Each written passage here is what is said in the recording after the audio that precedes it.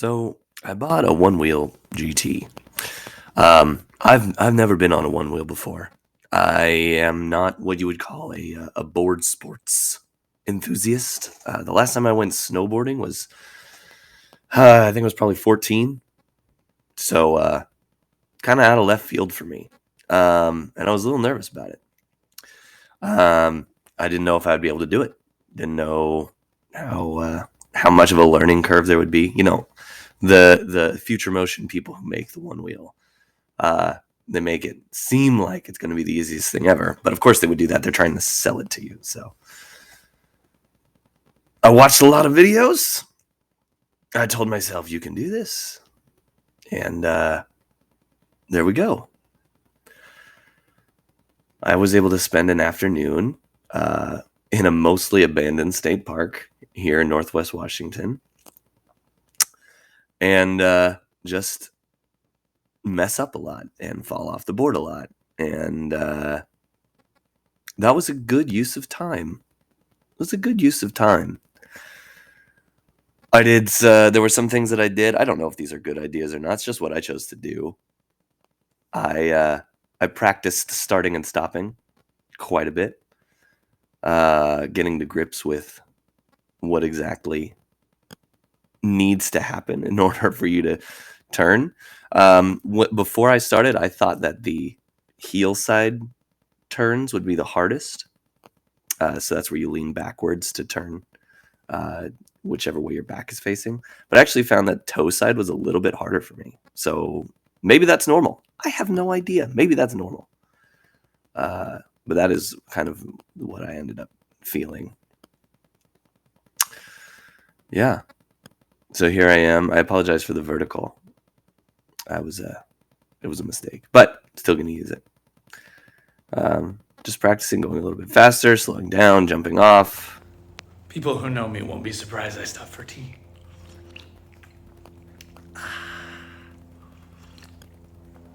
Minty. Yes. So, a couple of thoughts. One, it's super fun, which isn't that surprising. I don't know many people. I haven't really seen people commenting that it isn't fun to ride a one wheel. It's super fun. I got this board for fun and for commuting. I'd like to commute in a slightly more sustainable way, so that's what it's for. And it's super enjoyable, so it checks that box massively. Other thoughts. I started off in the if you don't know, which probably most of you do, but if you don't know, the one wheel has an app where you can adjust the settings of your board, and they call it, I believe, digital shaping. I started out on the most basic digital shaping because I was like, I'm a basic rider. I've never done this before. I should probably start on the simplest one. I don't think that was a good idea. I actually I moved quickly from the most basic one to the second one, which I'm forgetting their names. I should have done research before I recorded this, but I did not enjoy my time on either of the most basic settings. I switched into Highline pretty quickly. By the time this footage that you're seeing now was recorded, I switched into Highline. And that's because I was hitting pushback. So let's talk a little bit about pushback. Everybody has opinions about it. I think it's a good thing.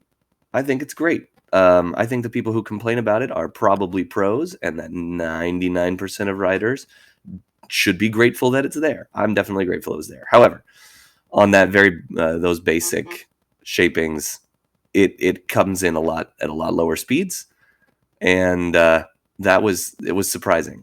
So I didn't like that. I switched into Highline, which is the digital shaping that I have right now.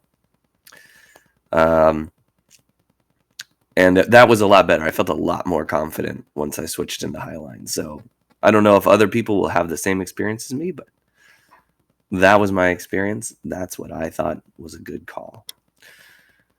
So yeah, this was my first day riding my Onewheel GT.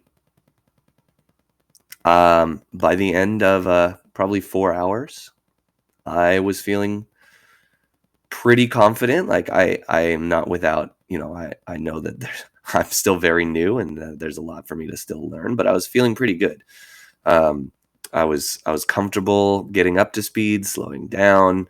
I was comfortable correcting when I went too far in any one direction.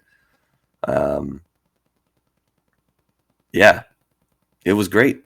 It was great. So, long story short, somebody with zero board sport experience was able to feel reasonably confident with, a healthy dose of caution still after about 4 hours of riding. Now I did intentionally go somewhere where I knew there would be very minimal traffic, and that definitely helped. So I wouldn't recommend for new riders, especially. Probably for anybody though. Like, just be real. You don't want to fall off of this and accidentally have your arm go out into the street and then crunch. That would be bad. Anyway, I really like it. I really enjoyed it. I would recommend giving it a try if you haven't. Don't necessarily go buy one if you don't know, but they're great. It's a lot of fun.